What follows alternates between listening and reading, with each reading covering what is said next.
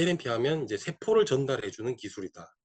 세포를 전달해주는 기술인데 이 기술의 그 입지, 뭐 위상이라고 할까요? 이런 부분에 대해서 이게 조금 약간 혼동이 오시는 분들이 이제 간혹 계신 것 같은데 우리가 기존에 과거에는 이런 기술 자체가 없었죠. 기술 자체가 없던 시절에는 뭐가 좋냐, 어떤 성분이 좋냐를 주로 찾는 연구가 많았고요.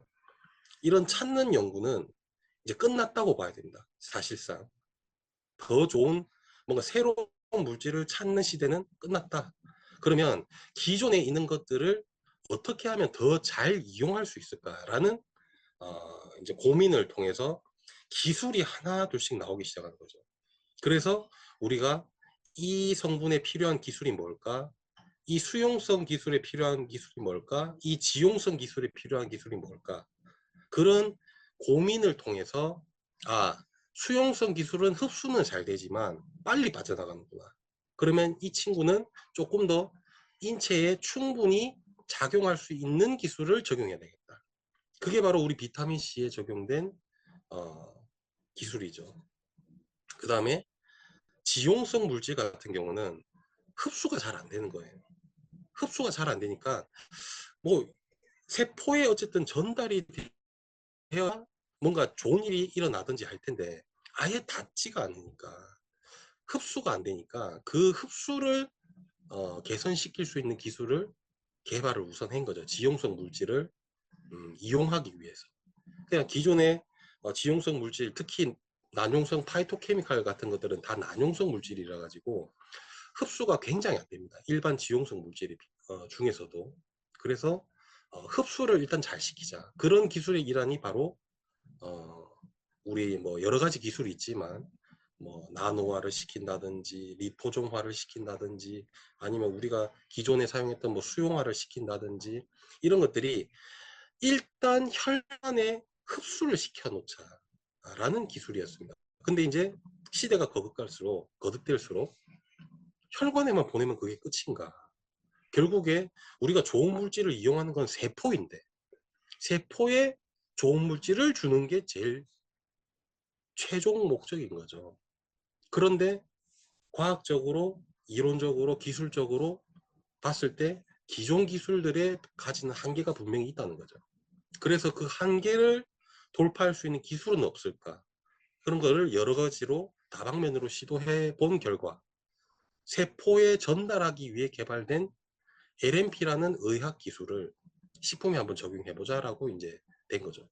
그냥 그대로 그 기술을 그냥 있는 거 골라서 쓴 게 아니고 의학 기술은 의학용으로 개발된 것을 우리는 이제 식품용으로 다시 한번 더 디벨롭을 해야 되는 거죠. 그래서 우리 그렇게 식품용으로 개발된 우리 LNP에 대해서 한번 말씀을 드리려고 합니다. 자, 그래서 이제 내용 자체는 좋은 성분이 어쨌든 왜 효능 효과가 없을까? 왜 미미할까? 이런 내용을 먼저 말씀드리고 두 번째로 생체 이용률 기술에 대해서 어디까지 왔나?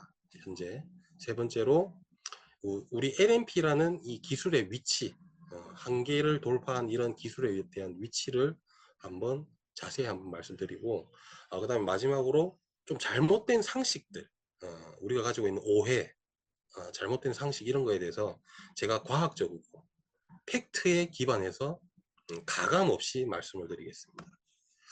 첫 번째, 좋은 성분을 먹어도 왜 효과는 미미한가? 일단 방금 서두에 말씀드린 것처럼 흡수가 안 된다.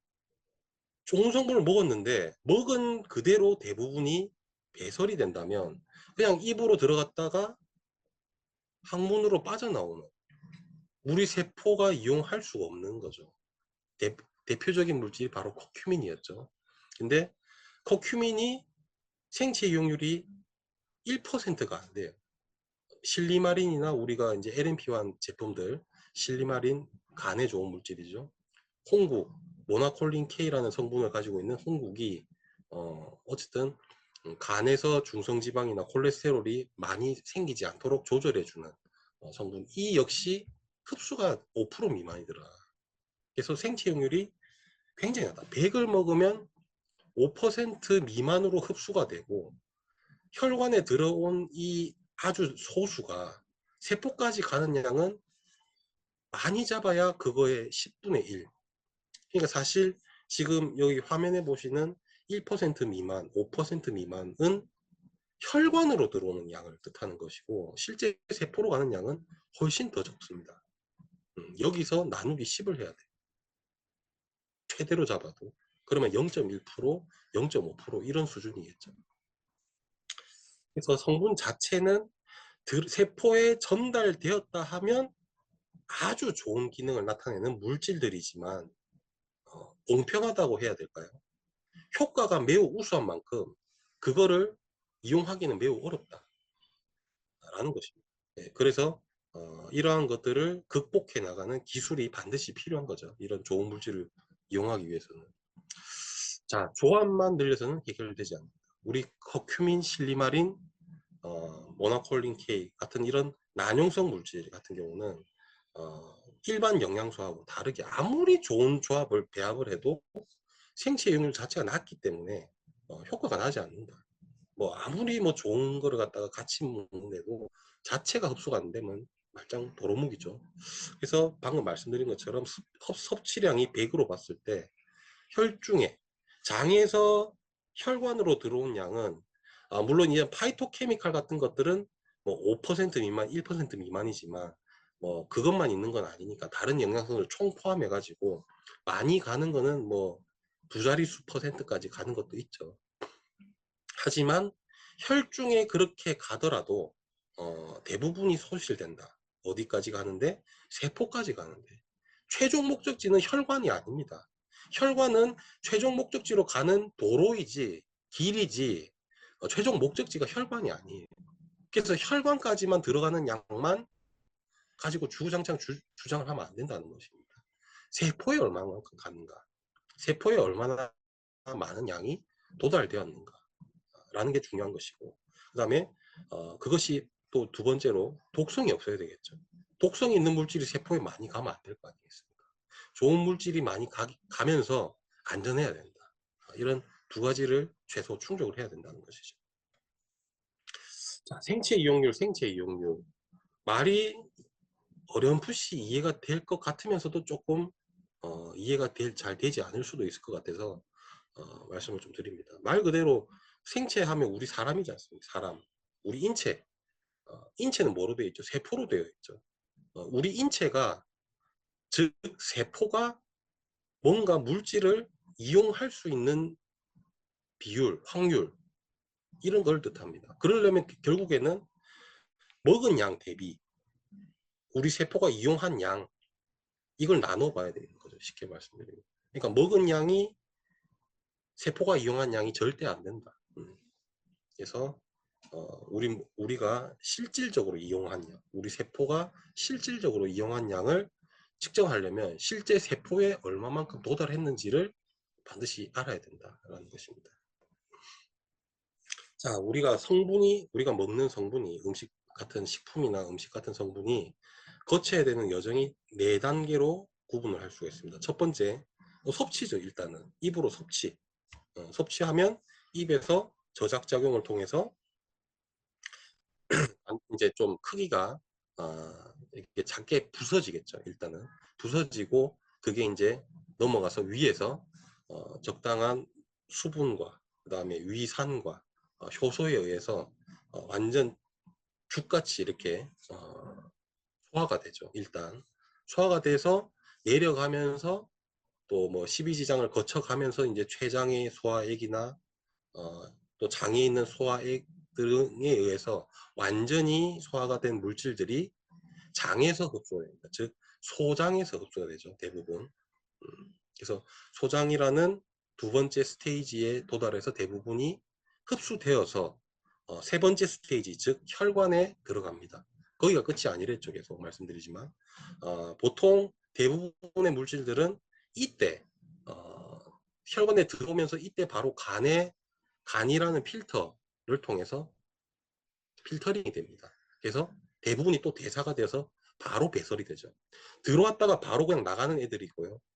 들어와서 간에 의해 대사돼서 배설되는 애들이 대부분이다. 그래서 살아가는 이라고 비유하면 좀 그렇지만 어쨌든 생물은 아니지만 이런 즉각 대사되는 거, 간을 통해서 배설되는 거를 제외하고는 혈관에 남아있는 물질이 그리 많지 않습니다.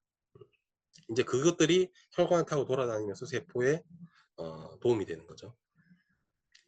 이런 혈관 순환이 세 번째 스테이지인데 방금 말씀드린 것처럼 그냥 배출되는 뭐 펌프에 의해서 배출되는 PGP 펌프라는 게 있습니다. 그 펌프에 의해서 배설되는 거, 간에 의해 대사돼서 배설되는 거. 그게 최대 병목 구간이다. 우리 세포까지 가는 길에서 여정에서 가장 큰 벽이다라는 것입니다. 이거를 통과해야만 세포에 전달돼서 이용할 수 있는 건데 마지막 또 세포라는 막이 있는 거죠. 그 막을 또 통과할 수 있어야 되는 것입니다. 세포 친화성 물질을 이용해야만 이 세포막을 쉽게 통과할 수 있지 그냥 뭐 간만 그냥 통과했다고 그냥 다 세포로 가는 것도 아닙니다. 그래서 이런 과정을 좀 이해를 하셔야 된다. 실제 SCI 논문을 통해서 이제 우리가 수치를 이제 확인을 해보면 장에서 혈관까지 즉 경구 흡수를 통해서 장에서 혈관으로 흡수되는 양이 1%가 안 된다. 우리가 늘 공부해 왔듯이 혈중의 도달률이 1%가 안 된다라는 게 논문에 의해 이제 나와 있고요. 실질적으로 실리마린 같은 경우도 5% 미만이다. 라는 이제 연구 결과 수치가 정확하게 나와 있습니다. 이 이유 자체가 어쨌든 분자 자체가 이 수용성이 되지가 않는다. 난용성이기 때문이다. 그 다음에 장벽 투과성이 떨어진다. 분자 구조적 특성으로 인해서. 그리고 간에서 방금 말씀드린 것처럼 간에서 1차 대사로 거의 뭐 한 80% 정도가 즉시 배설이 된다. 자, 두 번째 로스가 이제 혈관에서 세포로 가는 길인데 거기서는 단순 확산이죠. 단순 확산이 뭐냐면 우리가 이제 뭐 바가지에 맑은 투명하고 맑은 물을 이제 떠놓은 상태에서 잉크를 한 방울 떨어뜨리면 떨어뜨린 그 부위부터 이렇게 투명한 쪽으로 쫙 퍼지죠. 아지랑이가 보이면서 퍼져나가죠. 그게 확산이에요. 농도가 높은 부분에서 농도가 낮은 부분으로 퍼져나가는 그게 단순 확산이라고 그래요. 그래서 결국에 농도를 평형을 이루기 위해 그냥 단순하게 확산된다. 어디서? 혈관 안에서는. 우리가 기존에 뭐 어떤 영양소라든지 물질의 도움을 받아서 커큐민 같은 경우 뭐 스테비올 배상체였죠. 연결이 되어서 왔어요. 혈관까지는 혈관에 들어가기 전까지는 도움을 받아서 왔다가 혈관 안에 들어오면 분리가 된 채로 혼자 있는 거죠. 그럼 얘가 농도가 높은 쪽에서 낮은 쪽으로 퍼져나가는 원리. 그러다 보니까 저기 멀리 있는 쪽에 닿기가 어려운 거죠. 단순히 이제 농도가 높은 곳에서 낮은 곳으로 확산에 의해서만 퍼져나가다 보니까. 그러니까 굉장히 비효율적이다. 비효율적이다. 하지만 LNP는 그렇지가 않다는 거죠. LNP화된 그대로 혈관에 들어가서 혈관 안에서도 LNP화된 그대로 세포까지 간다. 가서 세포막이라는 최종 단계의 문에서 세포의 안에 들어가기 위해서는 세포막을 통해야 되는데 거기서도 잘 융화될 수 있다. 왜? 세포막을 구성하는 성분으로 LNP화를 했잖아요. 우리 인체 세포막을 구성하는 성분으로 커큐민이나 실리마린이나 모나콜린 K를 감싸다 보니까 세포 입장에 봤을 때 그냥 세포같이 보이는 거예요. 내랑 또 비슷한 재질로 되어 있네. 나한테 거부 반응이 없는 성분으로 되어 있네. 너 들어와. 너 받아줄게. 그게 없으면 사실 좋은 물질에도 세포 입장에서는 잘 못 보던 친구잖아요. 커큐민? 너 누구야? 나랑 비슷하지가 않네. 실리마린, 너 누구야? 나랑 비슷하지가 않네. 이렇게 되는 거죠. 하지만 그게 LNP로 감싸져 있을 때, 즉 우리 인체 세포를 구성하는 지질로 감싸져 있을 때 인식이 훨씬 좋다. 아, 나랑 비슷하네. 내랑 비슷하네. 들어와. 이렇게 된다는 거죠.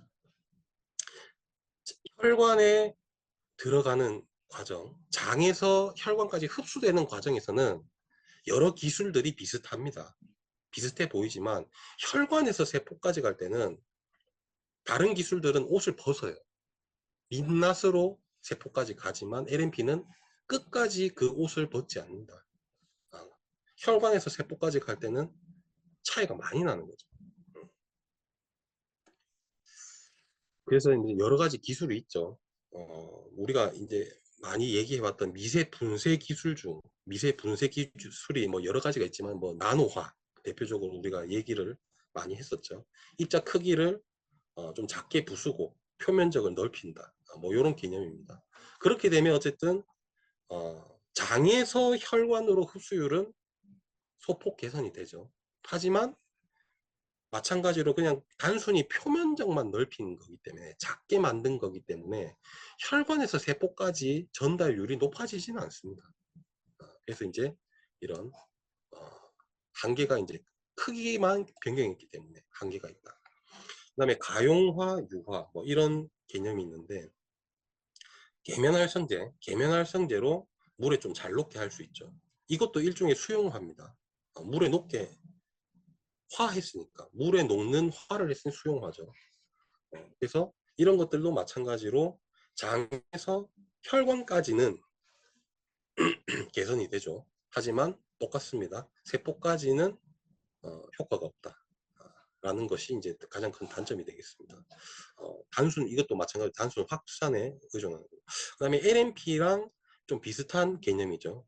어떻게 보면 LNP의 기술의 이제 전신이라고도 볼 수 있습니다. 예, 그게 바로 좀 리포좀인데, 마찬가지로 이제 인지질이라는 성분을 주로 쓰고, 해서 이제 마찬가지로 장에서 혈관까지 흡수 개선, 오케이. 근데 이제 혈관에서 세포까지 가는 건 좀 제한적이다. 이거는 왜 제한적이냐 하면 좀 몇 가지 이유가 있는데, 일단 리포좀이 잘 깨어지기도 하고 안정성이 좀 떨어지는 부분도 있고, 그 다음에 이 혈관 안에 면역 세포들에 의해서 제거가 되는 경우도 있어요.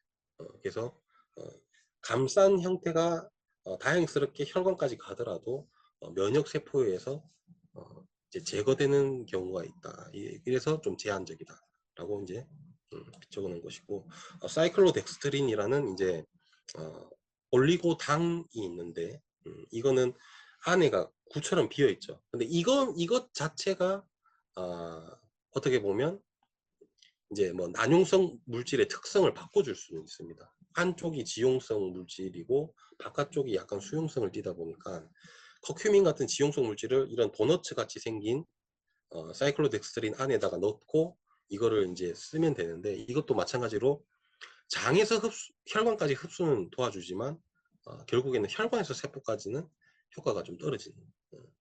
근데 우리 LNP 같은 경우는 아까 말씀드린 것처럼 인체 세포를 구성하는 작은 지질들을 이용해서 감싸가지고, 그 다음에 뭐 일종의 좀 다당체 같은 것들도 써가지고 안정성도 우수하고 혈관에서 세포까지 전달률도 굉장히 우수하죠.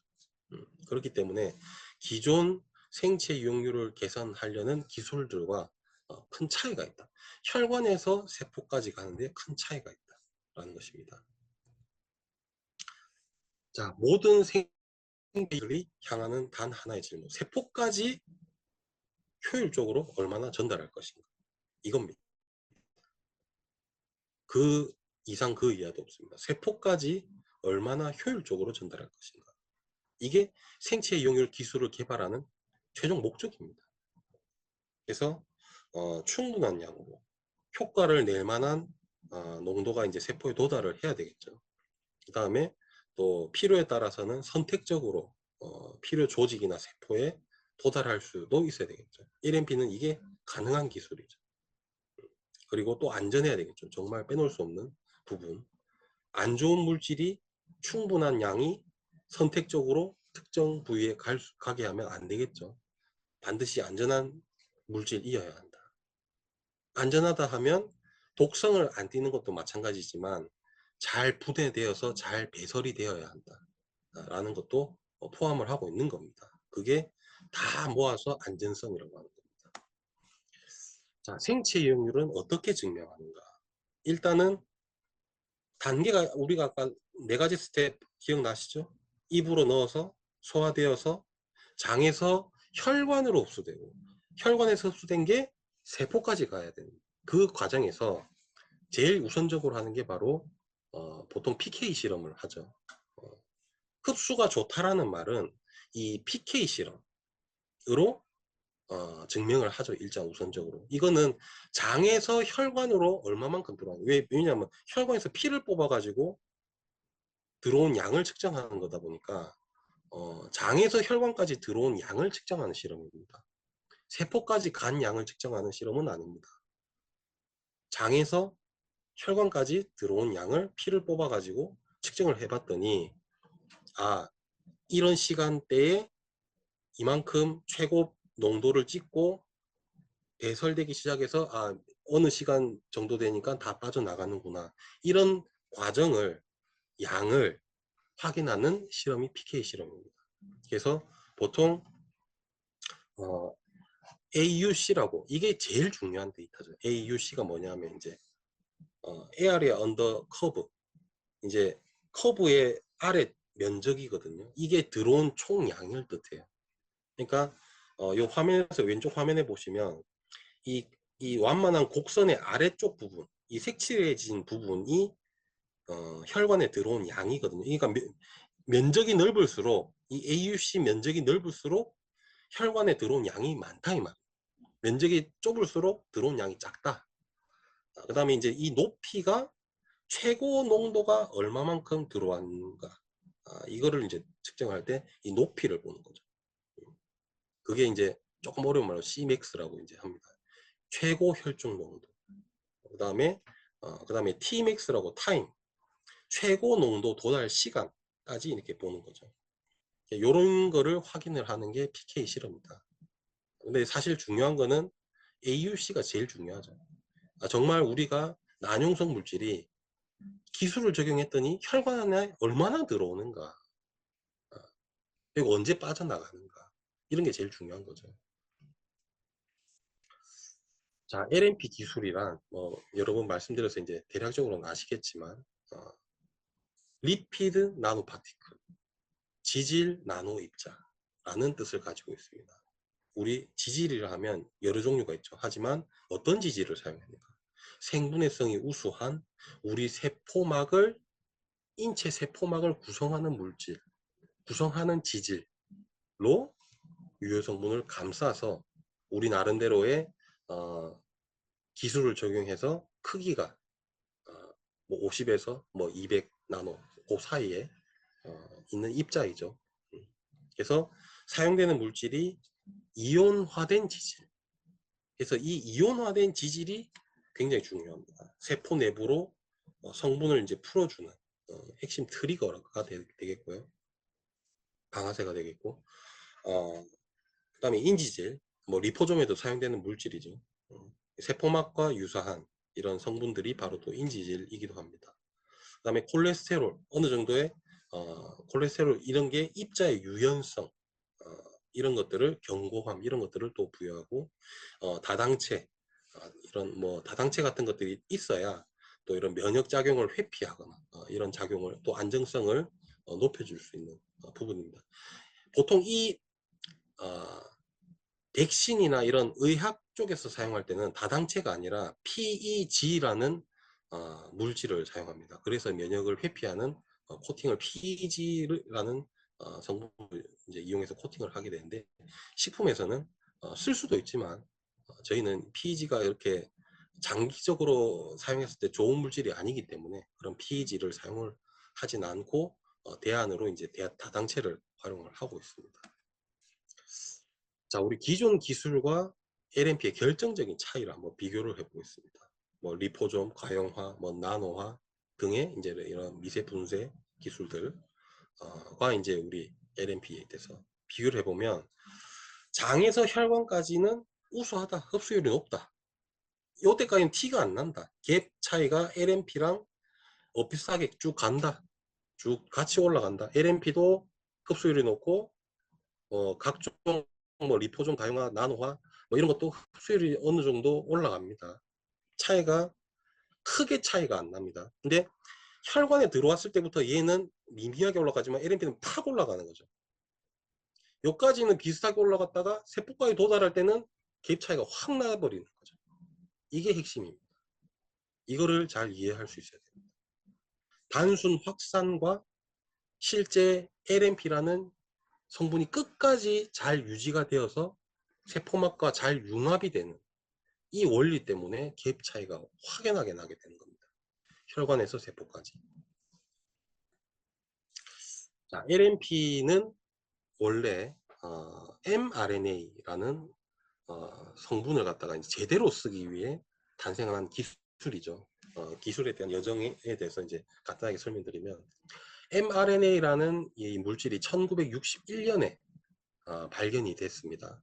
그래서 이 물질을 잘 이용하면 너무 좋을 것 같은데 단백질 계열이다 보니까 너무 파손이 잘 되는, 파괴가 잘 되는 거예요. 이 mRNA를 우리가 이용을 할 수 있으면 너무 좋을 것 같은데 파괴가 너무 잘 된다. 어떻게 할까? 라면서부터 그때부터 사실 LNP의 연구가 시작된 거라고 봐도 돼요. LNP가 그때부터 LNP를 만들어야지 한 건 아니지만 이 mRNA를 어떻게 우리가 안전하게 세포까지 전달할 수 있을까라는 궁금증이 시작되었다. 무려 약 지금 2026년이고 1961년이니까 아주 오래되었죠. 그래서 처음에 이렇게 리포존 같은 물질을 이제 개발을 해가지고 그게 이제 1965년 정도 리포좀이라는 거를 이제 발견해가지고 뭐 이제 승인도 받고 1995년도 30년이 지난 시기였죠. 그 다음에 또 2005년도에 뭐 변형된 mRNA 이런 것도 발견이 해서 사실 2023년도에 카리코 바이스만이 노벨 생리의학상을 받기도 했죠. 근데 어쨌든 이 리포좀이 1960년도 중반에 발견되고 실질적으로 이런 것들을 계속 개량해서 리포좀이 가진 고유의 단점들을 개량해서 훨씬 발전시킨 형태, 안정화된 생체의 용유를 높인 형태가 바로 LNP인데 그 핵심이 바로 이온화된 지질을 이용하는 것이었고 그게 1998년도 이온화된 지질을 이용하는 개념이 등장했습니다.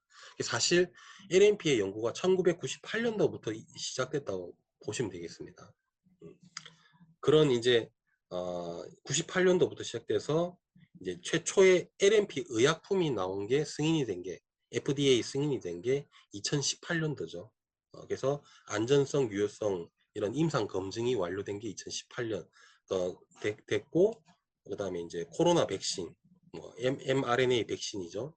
이때 전 세계적으로 상용화가 된 게 2020년 전 세계적으로 수십억 명한테 접종이 됐죠. 이제 상용화가 돼가지고 그래서 60년이 넘는 뭐 이런 역사를 가지고 있고 그 다음에 기술적으로 봤을 때도 22년 정도가 걸린 기술이죠. 개발까지 LNP가 이온화된 지질을 이용하자라는 것부터 시작해서 실제 임상이 끝나고 안전성이 검증되기까지 22년 정도 걸린 기술이다.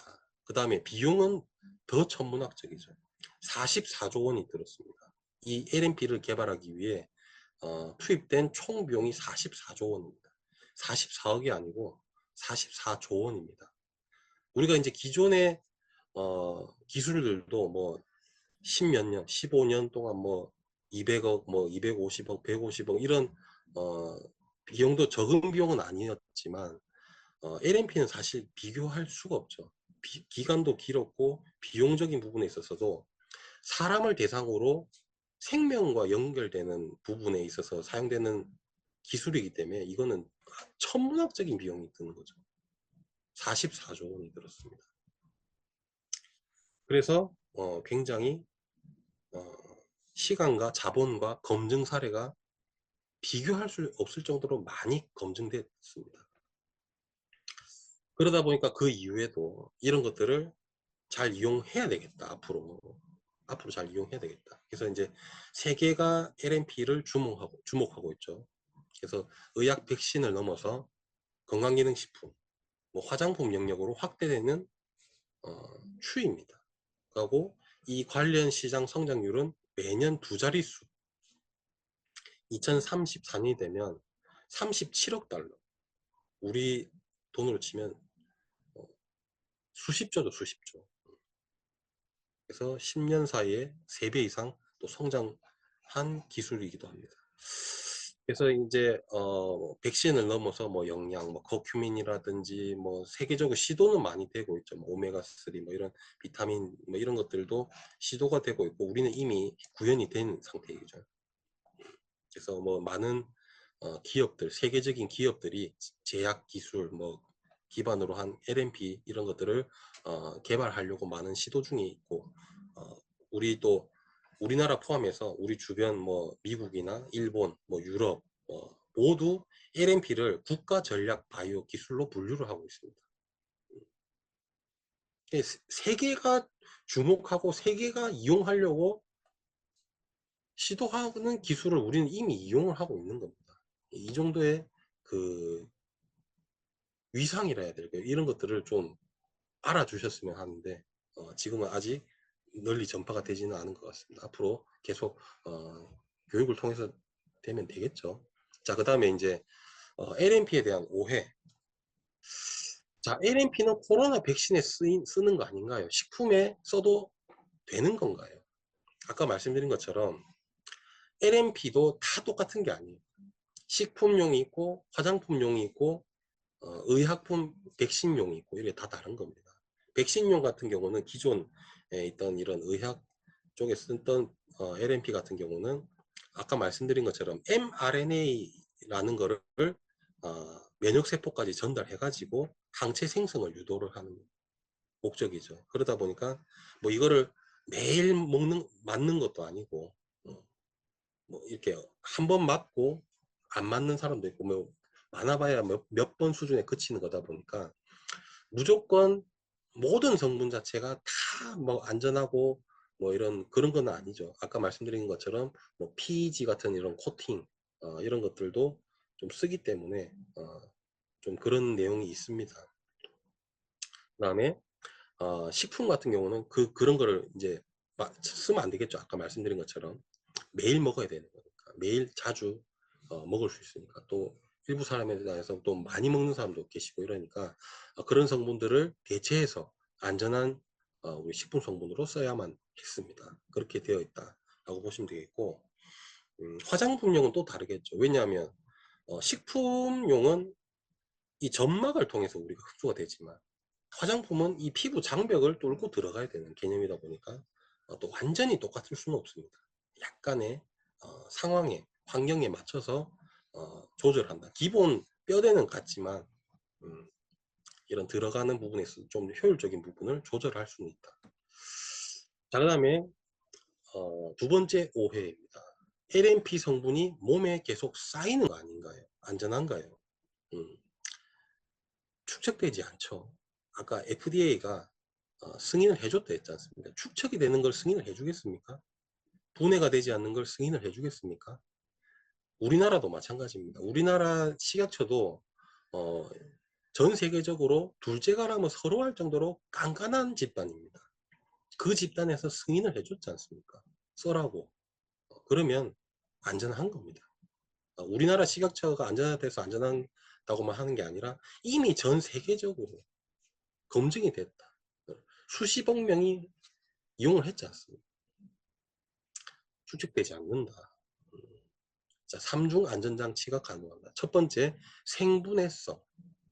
자, LNP를 구성하는 우리 물질은 아까 제가 여러 번 말했지만 우리 세포막을 구성하는 지질을 이용했다 말씀드렸습니다. 우리 세포막을 구성하는 지질. 그러니까 당연히 우리 세포도 분해되어서 새 세포로 교체 계속 되는 것처럼 이거 LNP도 마찬가지로 분해가 잘 됩니다. 우리 인체에 있는 효소만으로 뭐 별다른 효소를 먹어야 되는 것도 아니에요. 우리 인체 내에 있는 효소 작용에 의해서 적당한 시간이 지나면 분해가 됩니다. 바로 분해는 안 되겠죠. 바로 분해되면 뭐 LNP를 할 필요가 없는 거죠. 뭐 기술적인 부분, 장점을 취득하고 그게 이득이 됐을 때 이용을 하고 난 이후에 이제 분해가 되게끔 되어야 되겠죠. 그렇게 된다는 이야기입니다. 그래서 역할이 끝나면 자연스럽게 분해가 되고 밖으로 빠져나간다. 두 번째, 규제 허가. 축적 가능성이 있는 성분은 애초에 허가를 안 내준다. 식품용 LNP는 우리 세계적으로 또 한국에서 허가된 검증된 성분 지질만 사용을 한다. 자, 그 다음 세 번째, 독성. 정말 중요하죠. 독성 시험을 통과해야만. 세포 독성 실험이나 이런 것들을 통해서 일반 제형보다 오히려 더 안전한 결과를 우리가 확보를 했죠. 우리는 데이터를 가지고 있습니다. 자, 그 다음에 나노는 몸에 나쁘다던데 나노 입자가 들어간 영양제 먹어도 되나요? 자, 나노가 물질이 아니죠. 나노는 크기 단위예요. 크기 단위. 크기 단위가 몸에 나쁘다던데 말이 안 되죠. 자, 킬로그램이 몸에 나쁘다던데 말이 안 되잖아요. 그람이 몸에 나쁘다던데 말이 안 되지 않습니까? 나노는 크기 단위예요. 크기 단위. 나노감 나쁜 게 아닙니다. 이거를 잘 이해하세요. 나노 축척 너무 흡수가 잘 돼서 어디 낑겨가지고 배설이 안 되고 그거는 이제 뭐 비과학자가 하는 건 제가 납득이 되지만 과학자로서는 그런 말을 할 수가 없는 거죠. 그런 말을 할 수가 없는 겁니다. 비과학자라면 이해를 하지만 과학자로서는 이해가 안 된다. 자, 나노 단위는 크기 단위다. 자, 우리가 먹는 물 나노 물질이에요. 나노 단위입니다. 비타민 나노 물질이에요. 단백질 크기는 크지만 흡수되어서 혈관에서 바라보면 나노 단위가 돼야 흡수가 돼요. 모든 물질이 나노 단위로 분해돼야만 들어올 수 있다. 크기가 마이크로 단위로 된 거는 뭐 그 이상은 말할 필요도 없지만 들어오기가 거의 불가능에 가깝다. 우리가 이용하는 영양성분, 영양소는 다 나노 단위다. 우리 인체 내부에 들어온 영양소 크기로 봤을 때.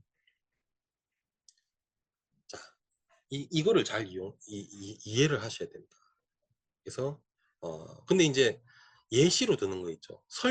자기 주장을 이제 설득하기 위해서 사용되는 예시로 그 은나노가 제일 우리 지금 뭐 다른 나라는 잘 모르겠지만 한국 사회에서 은나노 이게 이슈가 된 적이 있다 보니까 우리한테는 굉장히 공포스러운 단어이죠. 은나노라는 게. 은이라는 게 금속이잖아요. 금속은 분해가 안 돼요. 분해가 안 되는 물질이 작은 사이즈가 돼서 들어오니까 축척이 되고 쌓일 수 있는 거지. 물이 축척이 됩니까? 비타민이 축척이 됩니까? 단백질이 아미노산이 축척이 되나요? 코큐민 축척 안 됩니다. 축척시킬래도 안 돼요, 그거는. 그러니까 중금속 같은 거를 갖다가 예시로 들어가지고 중금속은 다 배출이 안 되죠. 납 뭐 이런 거 뭐 수은 배출이 원래 잘 안 되죠.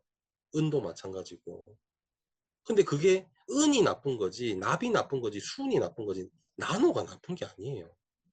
중금속이 나쁜 거지, 그걸 나노가 나쁜 거라고 하면 안 되죠. 그죠? 그렇게 무엇이 나노화가 되었는가?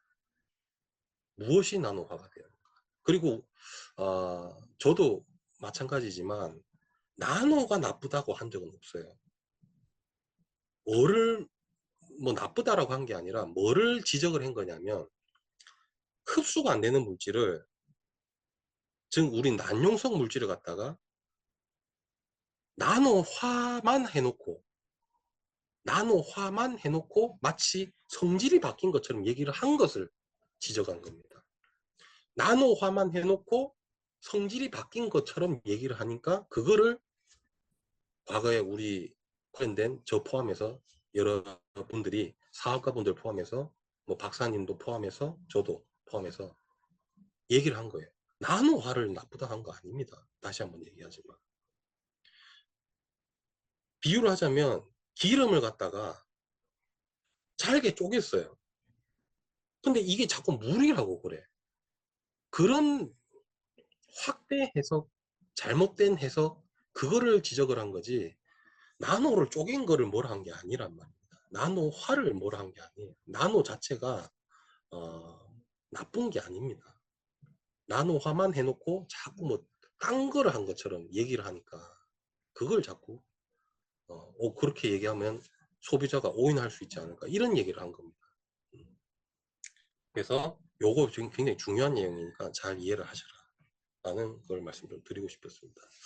방금 말씀드린 것처럼 물 분자 0.1나노도 최대 안 되죠. 포도당, 우리 세포가 포도당이 뭐 적당히 우리가 그래서 밥을 먹고 힘을 낼 수 있는 게 이제 그 밥이 분해돼 가지고 나노화 단위로 분해된 다음에 우리가 들어와 가지고 세포가 받아들이게 되는 거죠.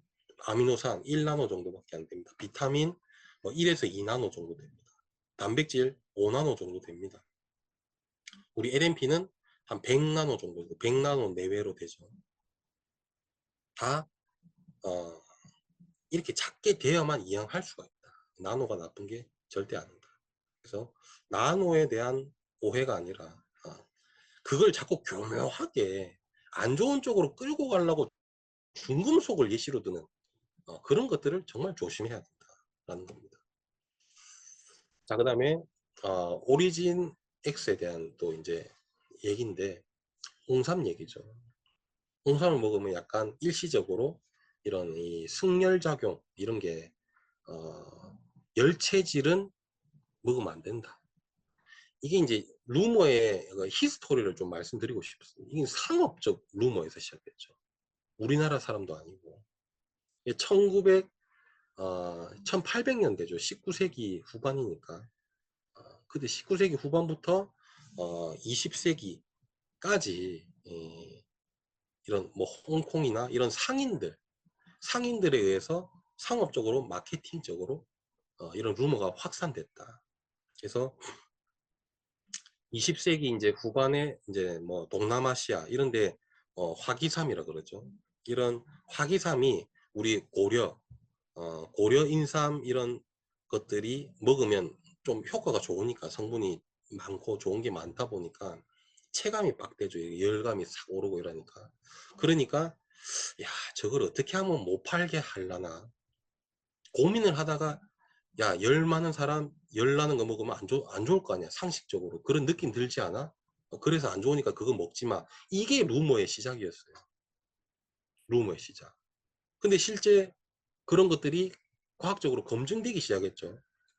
너무 뒤에 됐습니다. 제가 봤을 때. 물론 과학 기술도 조금 부족하긴 했지만. 그래서 초기 과학 2000년 들어와서 검증이 시작됐죠. 검증을 해보니 열이 나긴 난다. 열이 나긴 나는데 뭐 열이 나니까 이게 왜 나느냐, 이런 것들도 뭐 연구하기 시작했고, 뭐 혈류량, 혈압, 맥박, 뭐 이런 것들, 심부 체온 이런 걸 종합적으로 검토해 봤죠. 근데 열감, 느낌은 오는데 체온을 측정해 보면 똑같네? 변화가 없네? 심부 온도는 변화가 없는 거예요. 심부 온도는 변화가 없다. 맥박, 혈압도 변화가 없다. 근데 혈류량은 증가하더라. 혈류량은 증가하더라. 나머지 것들은 변화가, 유의미한 변화가 없더라. 좋은 거잖아요, 그러면. 피가 잘 돌고, 심부 온도, 체감적으로 열감은 일시적으로 느껴지지만, 심부 온도는 그대로다. 유의미한 변화가 없다. 심부 온도를 변화시키는 거는 안 좋은 거지만, 홍삼은 그렇지가 않다는 거죠. 자, 그 다음에 계속 발전돼서 2010년대 들어와가지고, 국제적으로 대규모, 뭐 임상 실험 이런 것들도 하죠. 뭐 고려 인삼, 서양삼, 위약, 이중맹검 임상 실험을 해봤더니 검증이 계속되고 있죠. 실제 체형 상승이 없다. 혈압 없다. 유해 부작용도 없다. 안전하다. 근데 아직도 2000년 초반에 이제 이런 학습을 하신 분들이 전문가가 돼 가지고 전문가랍시고 이제 아직도 그 2000년 이전에 머물러 계시는 분들이 있습니다. 그래서는 안 됩니다. 우리가 계속 공부하고 학습하고 트렌드, 경향, 동향 확인해야 됩니다. 그래야 자꾸 이런 딴소리를 안 하는 거죠. 그 다음에 두 번째 홍삼, 여성암, 유방암, 자궁암, 그 다음에 갱년기에 따른 이런 호르몬 밸런스가 깨짐으로 인해서 발생될 수 있는 여러 가지 일들, 종양, 뭐 생성 이런 것들이 위험하다. 홍삼을 먹었을 때 위험하다라는 우려가 있었죠, 옛날에. 근데 이것도 마찬가지로 대규모 연구를 뒤집혔습니다. 뒤집혔는데 잘 안 바뀌네요. 이게 사람들한테 퍼져 있는 이런 인식들이. 자, 이것도 마찬가지로 1970년대 태동했죠. 이런 우려, 이런 것들이 인삼을 과다한 뭐 복용한 이제 여성이 뭐 이런 질출혈 유방 통증 사례가 뭐 보고됐다. 뭐 해보니까 뭐 진세노사이드 구조가 에스트로겐하고 비슷한 것 같다. 이게 이제 우려의 시작이 됐고 2000년대 들어와가 2006년 이런 역설적인 발견을 이제 하게 된 거죠. 중국 유방암 환자 약 1500명을 6년 동안 추적했더니 인삼 복용분 사망 위험률이 오히려 30% 낮더라. 치료 후 삶의 질도 월등히 높더라. 오히려 홍삼을 꾸준히 먹었더니. 자, 그 다음에 2012년도에 이제 우리나라 이제 연대 의대 산부인과 에서 이제 또 메커니즘도 규명을 했죠. 갱년기 여성의 홍삼을 갖다가 12주 동안 이제 투여를 해가 임상 실험을 했더니 갱년기 증상이 30% 이상 개선이 되더라. 근데 이제 막 걱정해왔던 체내 오리지널 에스트로겐 수치는 변화가 없더라. 오리지널 에스트로겐 수치를 올리는 게 아니더라. 홍삼을 먹는다고 해서. 그렇게 이제 발견됐고 2020년도 들어서 항암 효과 뭐 이런 것들이 계속 밝혀지고 있죠. 진세노사이드에 의한. 그래서 국내외 다수로 입증된 유방암 이런 세포 증식을 억제를 한다. 이동성을 강력하게 유방암이 굉장히 이게 전이가 잘 되잖아요. 이런 이동성을 강력하게 차단한다. 그 다음에 세포 사멸 이런 것들을 유도할 수 있다. 그래서 오히려 항암 활성이 있으니 적절하게는 섭취하는 게 도움이 된다라는 게 현재의 연구 결과입니다.